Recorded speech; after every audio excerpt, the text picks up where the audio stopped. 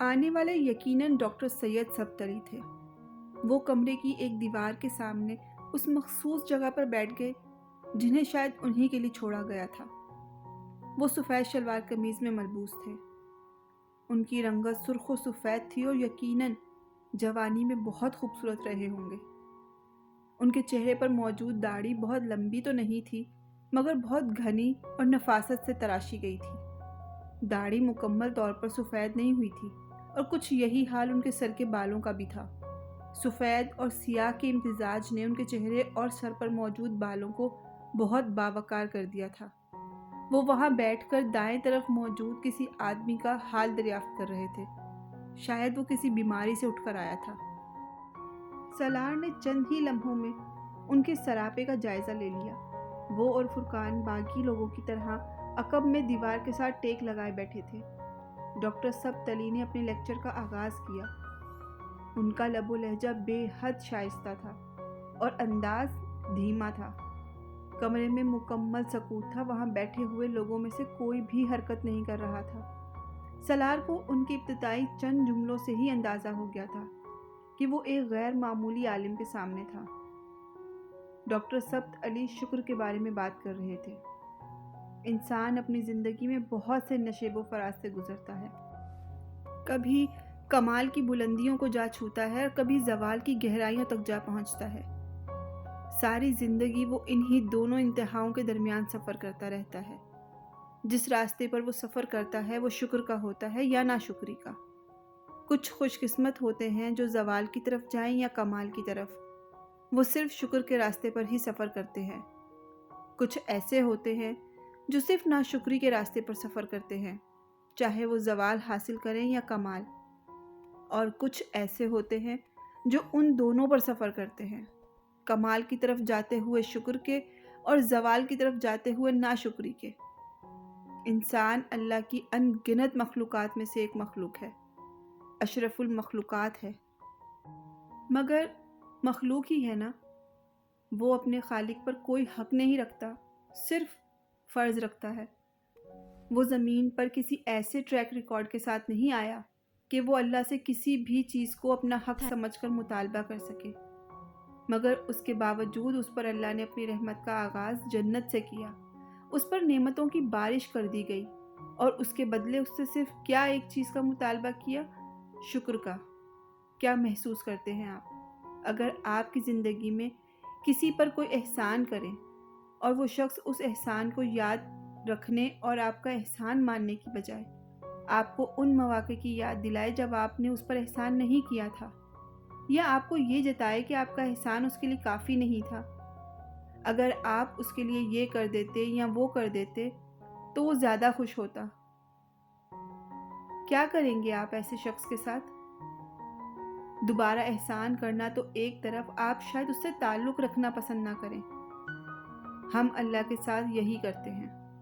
اس کی نعمتوں اور رحمتوں پر اس کا شکر ادا کرنے کی بجائے ہم ان چیزوں کے نہ ملنے پر کڑتے رہتے ہیں جنہیں ہم حاصل کرنا چاہتے تھے۔ اللہ پھر بھی رحیم ہے، ہم پر اپنی نعمتیں نازل کرتا رہتا ہے۔ ان کی تعداد میں ہمارے اعمال کے مطابق کمی پیشی تو کرتا ہے، مگر اس کا سلسلہ کبھی بھی مکمل طور پر منقطع نہیں کرتا۔ سالار پلکیں جھپکائے بغیر ان کا چہرہ دیکھ رہا تھا۔ شکر ادا نہ کرنا بھی ایک بیماری ہوتی ہے، ایسی بیماری جو ہمارے دلوں کو روز بروز کشادگی سے تنگی کی طرف لے جاتی ہے، جو ہماری زبان پر شکوے کے علاوہ کچھ آنے ہی نہیں دیتی۔ اگر ہمیں اللہ کا شکر ادا کرنے کی عادت نہ ہو تو ہمیں انسانوں کا شکریہ ادا کرنے کی بھی عادت نہیں ہوتی۔ اگر ہمیں خالق کے احسانوں کو یاد رکھنے کی عادت نہ ہو تو ہم کسی مخلوق کے احسان کو بھی یاد رکھنے کی عادت نہیں سیکھ سکتے۔ سالار نے اپنی آنکھیں بند کر لیں۔ ناشکری کیا ہوتی ہے کوئی اس سے زیادہ اچھی طرح نہیں جان سکتا تھا۔ اس نے ایک بار پھر آنکھیں کھول کر ڈاکٹر سبت علی کو دیکھا۔ پورے 1 گھنٹے کے بعد انہوں نے اپنا لیکچر ختم کیا۔ کچھ لوگوں نے ان سے سوال کیے، پھر لوگ باری باری اٹھ کر جانے لگے۔ باہر سڑک پر لوگ اپنی گاڑیوں میں بیٹھ رہے تھے، وہ بھی اپنی گاڑی میں آ کر بیٹھ گئے۔ رات اب گہری ہو رہی تھی۔ سالار کے کانوں میں ابھی بھی ڈاکٹر سبت علی کی باتیں گونج رہی تھیں۔ फुरकान गाड़ी स्टार्ट करके वापसी का सफ़र शुरू कर चुका था। 7 दिन पहले वो फुरकान नामी किसी शख्स से वाकिफ़ नहीं था और 7 दिन में उसने उसके साथ ताल्लुकात की बहुत सी सीढ़ियाँ तय कर ली थी। उसे हैरत थी, मगर वो आदी नहीं था। कुछ ताल्लुकात और रवाबित ऊपर कहीं तय किए जाते हैं। किस वक्त कौन किसे कहाँ किस लिए मिलेगा और ज़िंदगी में क्या तब्दीली लेकर आएगा, ये सब। वो सिर्फ एक दिन के लिए लाहौर आया था, मगर वो पाकिस्तान में अपने क़याम के बाकी दिन इस्लामाबाद की बजाय लाहौर में ही रहा। बाकी के दिन वो हर रोज़ फुरकान के साथ डॉक्टर सब्तली के पास जाता। वो एक दिन भी उनसे बराह रास्त नहीं मिला, सिर्फ उनका लेक्चर सुनता और उठकर चला आता।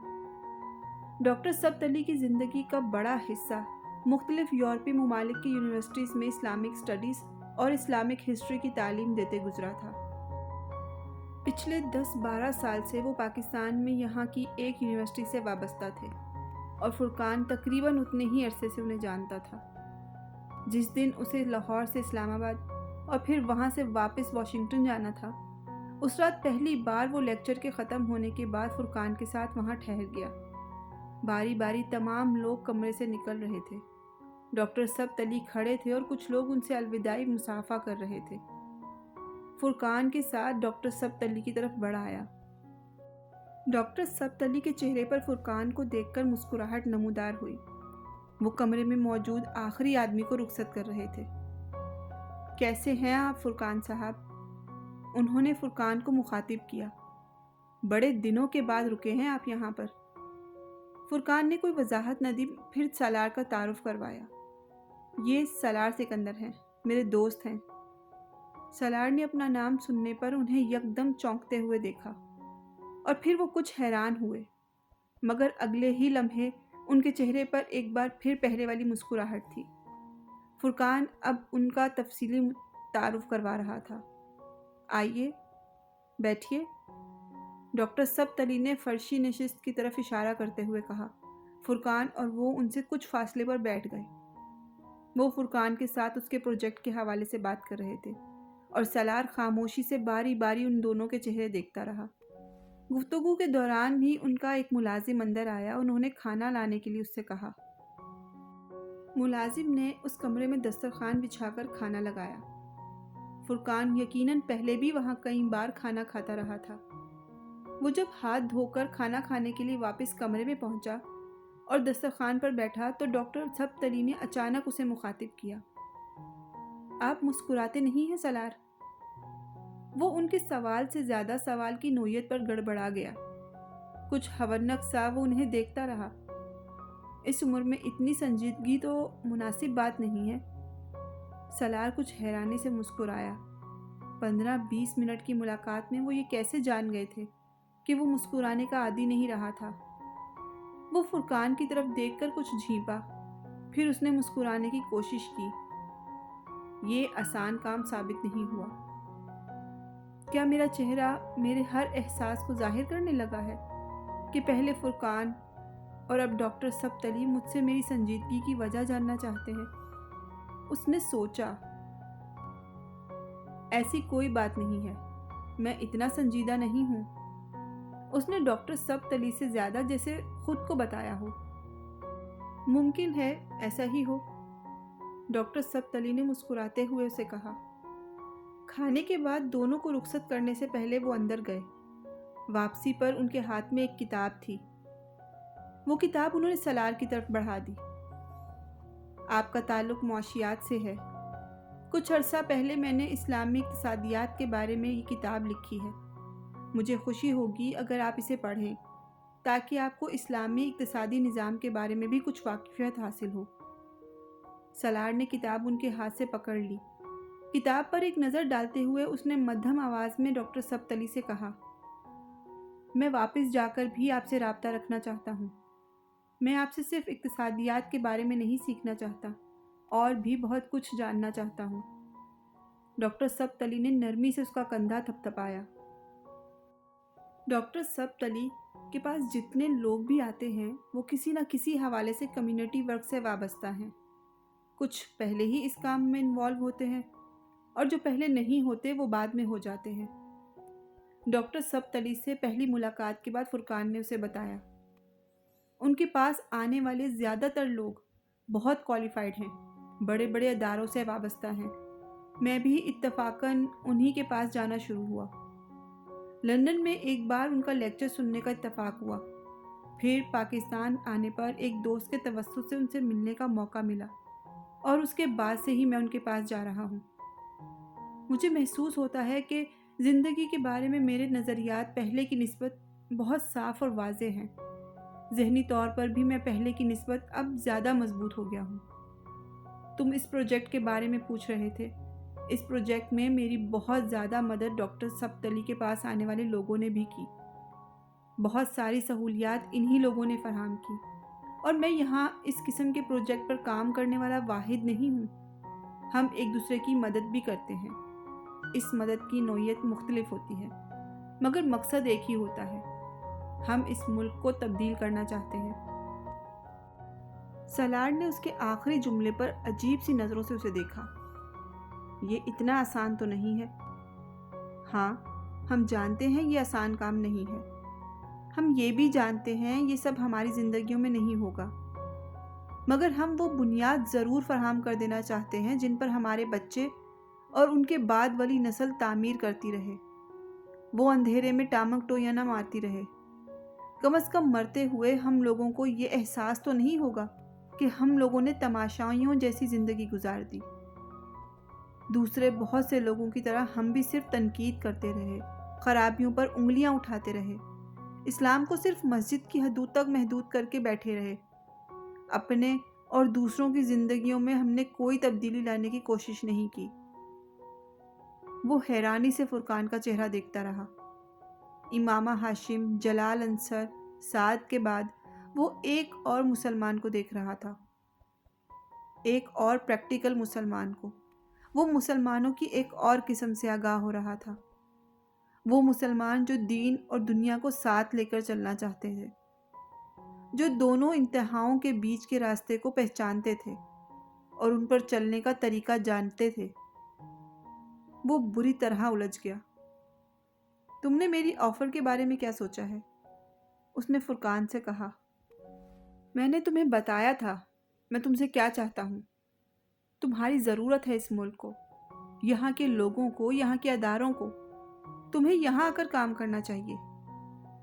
सलार इस बात पर हल्के से हंसा। तुम कभी इस टॉपिक को नहीं छोड़ सकते। अच्छा, मैं इस पर सोचूंगा। फिर तुम मेरी ऑफ़र के बारे में क्या कहोगे? मेरे गांव के करीब ही एक और गांव है, उसी हालत में जिस हालत में 10-15 साल पहले मेरा गांव था। मैं आजकल कोशिश कर रहा था कि कोई वहाँ पर स्कूल बना दे। प्राइमरी स्कूल तो गवर्नमेंट का है वहाँ पर, मगर आगे कुछ नहीं है। अगर तुम वहाँ स्कूल शुरू करो तो ये ज़्यादा बेहतर होगा। मैं और मेरी फैमिली तुम्हारी गैर मौजूदगी में उसे देखेंगे। हम उसे कायम करने में तुम्हारी मदद करेंगे, मगर फिर तुम्हें खुद ही उसे चलाना होगा। सिर्फ रुपया फराहम कर देना काफ़ी नहीं होगा। फुरकान ने कुछ देर की खामोशी के बाद कहा। कल चल सकते हो मेरे साथ वहाँ? सलार ने कुछ सोचते हुए कहा। तुम्हारी तो फ्लाइट है कल सुबह। नहीं, मैं 2 दिन बाद चला जाऊँगा। एक बार मैं चला गया तो फिर फौरी तौर पर मेरे लिए वापस आना मुमकिन नहीं है, और मैं जाने से पहले ये काम शुरू कर देना चाहता हूँ। वो उस रात की फ़्लाइट से इस्लामाबाद आ गए और फिर रात को ही फुरकान के गांव चले गए। रात वहाँ क़याम करने के बाद सुबह फजर के वक्त फुरकान के साथ वो उस गांव में गया। दोपहर 12 बजे तक वो इस गांव के लोगों से मिलते रहे, वहाँ फिरते रहे। वहाँ मौजूद प्राइमरी स्कूल को देखकर सलार को यकीन नहीं आया। वो अपनी हालत से कुछ भी लगता था, मगर स्कूल नहीं लगता था। फुरकान को इस तरह का कोई शौक़ नहीं लगा। वो वहाँ के हालात से पहले ही बहुत अच्छी तरह बाखबर था। 2 साल में 3-4 मरतबा मुख्तलिफ देहात में मेडिकल कैंप्स लगवाया करता था। वो देहात की ज़िंदगी और वहाँ की हालत से सलार की निस्बत बहुत अच्छी तरह वाकिफ़ था। फुरकान को शाम की फ़्लाइट से लाहौर जाना था। वो लोग 2 बजे के करीब वहाँ से इस्लामाबाद जाने के लिए रवाना हो गए। اسکول کے اس پروجیکٹ کو شروع کرنے سے پہلے سکندر عثمان سے اس کی بات ہوئی تھی۔ اس نے مختصر الفاظ میں انہیں اس پروجیکٹ کے بارے میں بتایا۔ وہ کسی مداخلت کے بغیر اس کی بات سنتے رہے، پھر انہوں نے بڑی سنجیدگی سے اس سے کہا، یہ سب کچھ کیوں کر رہے ہو تم؟ پاپا، میں اس کام کی ضرورت محسوس کرتا ہوں لوگوں کو۔ انہوں نے سالار کی بات کاٹ دی۔ میں اسکول کی بات نہیں کر رہا۔ پھر آپ کس چیز کی بات کر رہے ہیں؟ میں تمہارے لائف اسٹائل کی بات کر رہا ہوں۔ میرے لائف اسٹائل کو کیا ہوا؟ وہ چونکا۔ سکندر عثمان اسے دیکھتے رہے۔ تم نے قرآن پاک حفظ کرنے کے بارے میں ہمیں اس وقت بتایا جب تم حفظ کر چکے تھے۔ اوکے فائن، میں نے کچھ نہیں کہا۔ تم حج پر جانا چاہتے تھے۔ میرے اس سلسلے میں کچھ تحفظات تھے، مگر میں نے تمہیں نہیں روکا۔ تم نے ہر طرح کی سوشل لائف ختم کر دی، میں نے اعتراض نہیں کیا۔ تم مذہب میں ضرورت سے زیادہ دلچسپی لینے لگے، نماز شروع کر دی، وہ بھی مسجد میں نے پھر بھی کچھ نہیں کہا۔ تم نے بزنس کرنے کی بجائے جاب کرنا چاہی، وہ بھی یہاں نہیں امریکہ میں نے تمہیں کرنے دی۔ اب تم ایک اسکول کھولنا چاہ رہے ہو۔ اب ضروری ہو گیا ہے کہ ہم اس تمام معاملے کے اوپر کچھ سنجیدگی سے بات کر لیں۔ سکندر عثمان بے حد سنجیدہ تھے۔ تمہیں اندازہ ہے کہ تمہارا یہ لائف سٹائل تمہیں ہمارے سوشل سرکل کے لیے ناقابل قبول کر دے گا۔ پہلے تم ایک انتہا پر تھے، اب تم دوسری انتہا پر ہو۔ 25-26 سال کی عمر میں جن کاموں میں تم نے اپنے آپ کو انوالو کر لیا ہے وہ غیر ضروری ہیں۔ تمہیں اپنے کریئر پر دھیان دینا چاہیے، اپنے لائف سٹائل میں کچھ تبدیلی لانی چاہیے۔ ہم جس کلاس سے تعلق رکھتے ہیں وہاں مذہب سے ایسی وابستگی بہت سے مسائل پیدا کر دیتی ہے۔ وہ سر جھکائے ان کی بات سن رہا تھا۔ اور صرف تمہارے لیے ہی نہیں، ہمارے لیے بھی بہت سے مسائل پیدا ہو جائیں گے۔ تم خود سوچو، تم لوگوں کو کیا امپریشن دینے کی کوشش کر رہے ہو؟ کل کو ہم یا تم خود جب اپنی کلاس کی کسی اچھی فیملی کی لڑکی کے ساتھ شادی کرنا چاہو گے تو تمہاری یہ مذہبی وابستگی تمہارے لیے کتنے مسائل پیدا کرے گی، تمہیں اندازہ ہے؟ کوئی بھی فیملی سکندر عثمان کا نام دیکھ کر یا تمہاری کوالیفیکیشن دیکھ کر اپنی بیٹی کی شادی تم سے نہیں کر دے گی۔ اوپر سے تم نے اس عمر میں سوشل ورک شروع کرنے کی ٹھان لی ہے، جب تمہاری عمر کے لوگ اپنے کریئر کے پیچھے بھاگ رہے ہوتے ہیں۔ تم یونیورسٹی میں بہت سوشل ورک کرتے ہو، اتنا کافی ہے۔ ضروری نہیں کہ یہ تم سب کچھ اپنی پرسنل لائف میں بھی شروع کر دو۔ جو پیسہ تم اس اسکول پر اور لوگوں کی زندگیاں بہتر بنانے کے لیے ضائع کرو گے، اسے تم اپنی آئندہ آنے والی نسلوں کے لیے محفوظ کر لو، انہیں آسائشیں دینے کے لیے، ایک آرام دہ لائف اسٹائل دینے کے لیے۔ اپنے اوپر خرچ کرو۔ 300 سال کی زندگی نہیں ہے تمہاری۔ پھر اتنی سی عمر میں بڑھاپے کو کیوں سوار کر لیا ہے تم نے اپنے اعصاب پر؟ ایک حادثہ ہوا، برا ہوا، تم نے سبق سیکھا، بہت اچھا کیا، بس اتنا کافی ہے۔ اس کا یہ مطلب نہیں کہ تم اس عمر میں تسبیح پکڑ لو۔ وہ رکے۔ کیا میری بات کو سمجھ رہے ہو تم؟ پاپا، میں نے تسبیح نہیں پکڑی ہے۔ آپ نے زندگی میں توازن رکھنے کی بات کی، میں وہ توازن ہی رکھنے کی کوشش کر رہا ہوں۔ میں اپنے کریئر میں کہاں پر کھڑا ہوں آپ اچھی طرح جانتے ہیں، میری کارکردگی سے آپ واقف ہیں۔ میں واقف ہوں اور اسی لیے تم سے کہہ رہا ہوں، اگر تم اسی طرح کی سرگرمیوں میں خود کو انوالو نہ کرو تو تم بہت آگے جا سکتے ہو۔ میں کہیں نہیں جا سکتا۔ اگر آپ یہ سمجھتے ہیں کہ میں یہ سب کچھ چھوڑ دوں تو کریئر کی کسی ماؤنٹ ایوریسٹ تک پہنچ جاؤں گا، تو ایسا نہیں ہے۔ تم اپنے مستقبل کے بارے میں بھی سوچو، اپنی شادی کے بارے میں۔ ایسی اپروچ رکھنے پر تم کو کہاں قبول کیا جائے گا؟ میں نے سوچا ہے پاپا، میں شادی کرنا نہیں چاہتا۔ سکندر ہنسے۔ بچکانہ سوچ ہے، ہر کوئی یہی کہتا ہے۔ تمہیں تو اپنا ایڈونچر یاد رکھنا چاہیے۔ ان کا اشارہ جس طرف تھا وہ جانتا تھا کہ وہ کیا کہنا چاہتے ہیں، مگر وہ بہت دیر تک کچھ نہیں کہہ سکا۔ یہ بھی نہیں کہ وہ اس ایڈونچر کی وجہ سے ہی شادی نہیں کرنا چاہتا۔ مجھے یاد ہے، بہت دیر بعد اس نے مدھم آواز میں کہا، میں آپ کے سوشل سرکل میں بہت پہلے ہی مس فٹ ہو چکا ہوں اور میں یہاں جگہ بنانے کی کوشش نہیں کروں گا۔ مجھے اس سوشل سرکل میں کوئی نیا تعلق یا رشتہ بھی قائم نہیں کرنا۔ مجھے پرواہ نہیں کہ لوگ، میرے بہن بھائی میرا مذاق اڑائیں گے یا مجھ پر ہنسیں گے۔ میں اس سب کے لیے ذہنی طور پر تیار ہوں۔ جہاں تک سوال اس پروجیکٹ کا ہے، پاپا مجھے شروع کرنے دیں اسے۔ میرے پاس بہت پیسہ ہے۔ اس پروجیکٹ کو شروع کرنے کے بعد بھی مجھے فٹ پاتھ پر رہنا نہیں پڑے گا۔ کچھ لوگوں کو جسم کی بیماری ہوتی ہے، کچھ کو روح کی۔ جسم کی بیماری کے لیے لوگ ڈاکٹر کے پاس جاتے ہیں، روح کی بیماری کے لیے لوگ وہی کرتے ہیں جو میں کر رہا ہوں اور جو میں کرنا چاہتا ہوں۔ میں اس پیسے سے سب کچھ خرید سکتا ہوں، صرف سکون نہیں خرید سکتا۔ زندگی میں پہلی بار میں سکون حاصل کرنے کے لیے اس پیسے کو انویسٹ کر رہا ہوں۔ ہو سکتا ہے مجھے سکون مل جائے۔ سکندر عثمان کی سمجھ میں نہیں آیا وہ اس سے کیا کہیں۔ واپس واشنگٹن جانے کے بعد وہ ایک بار پھر پہلے کی طرح مصروف ہو گیا، مگر اس بار فرق یہ تھا کہ وہ مسلسل پاکستان میں فرقان اور ڈاکٹر سبت علی کے ساتھ رابطے میں تھا۔ فرقان اسے اسکول کے بارے میں ہونے والی تفصیلات سے آگاہ کرتا رہتا تھا۔ یونیسیف میں اس طرح کا کام اس کی جاب کا حصہ تھا۔ اسے اس کام کے لیے بہت اچھا معاوضہ دیا جاتا تھا، مگر پاکستان کے اس گاؤں میں اس طرح کے کام کا آغاز، اور وہ بھی اپنے وسائل سے، چند سال پہلے کے سالار سکندر کو جاننے والے کبھی بھی اس بات کا یقین نہیں کرتے۔ خود اسے بھی یقین نہیں آتا تھا وہ کبھی اس طرح کا کام کرنے کا سوچ سکتا تھا، مگر یہ صرف اس پروجیکٹ کے لیے۔ اپنے اکاؤنٹ سے پیسہ نکالتے ہوئے اسے اندازہ ہوا تھا کہ اس کے لیے یہ پروجیکٹ کم از کم مالی لحاظ سے مشکل نہیں تھا۔ پچھلے 3 سال میں اس کے اخراجات میں بہت کمی آ گئی تھی۔ بہت ساری چیزیں اس کی زندگی سے نکل گئی تھیں جن پر وہ اندھا دھند پیسہ خرچ کرتا تھا۔ وہ اپنے بینک اکاؤنٹ میں رقم جان کر حیران ہو گیا۔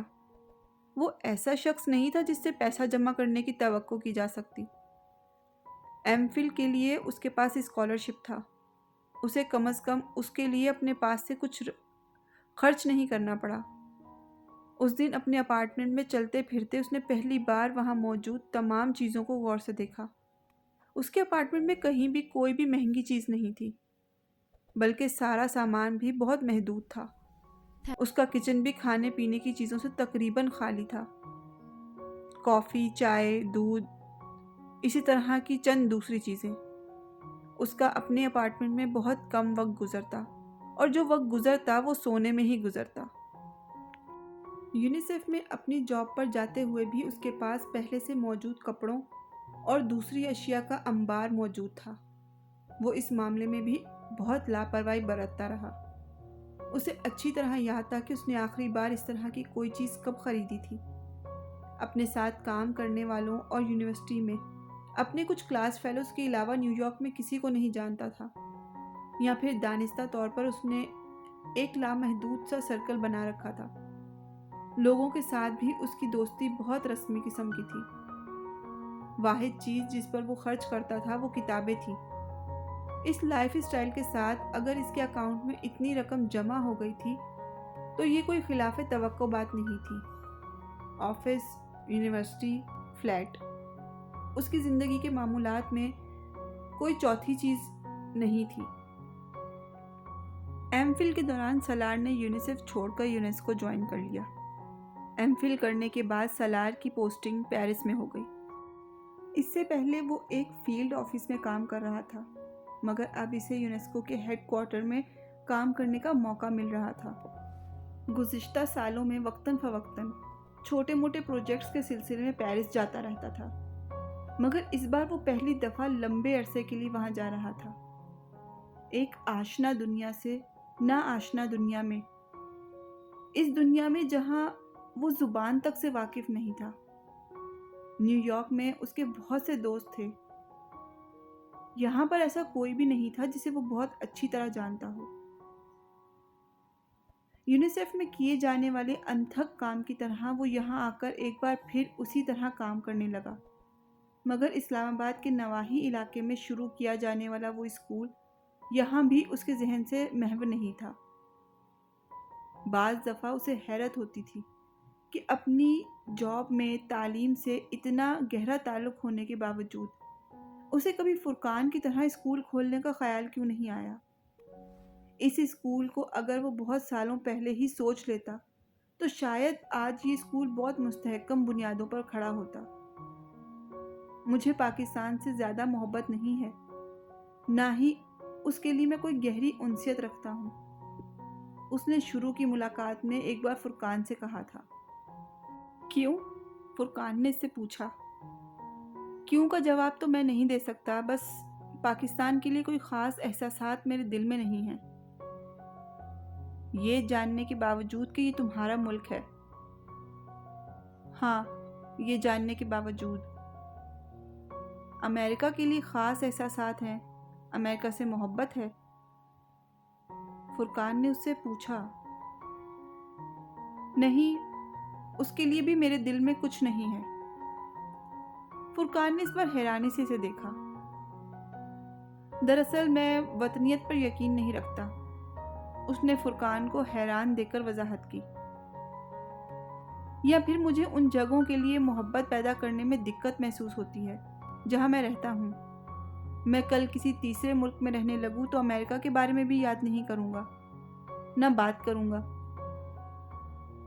तुम बड़े अजीब आदमी हो सलार।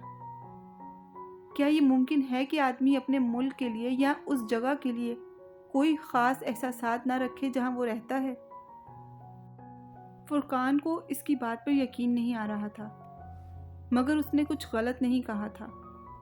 पेरिस आने के बाद उसे न्यूयॉर्क की कोई चीज़ याद नहीं आई।